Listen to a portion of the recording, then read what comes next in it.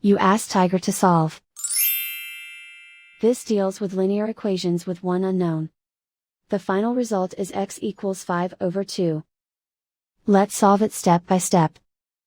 Group all constants on the right side of the equation. Subtract 1/2 from both sides. Group like terms. Combine the fractions. Combine the numerators. Reduce the zero numerator.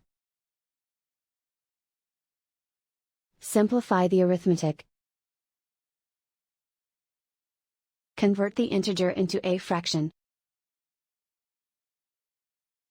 Combine the fractions. Combine the numerators.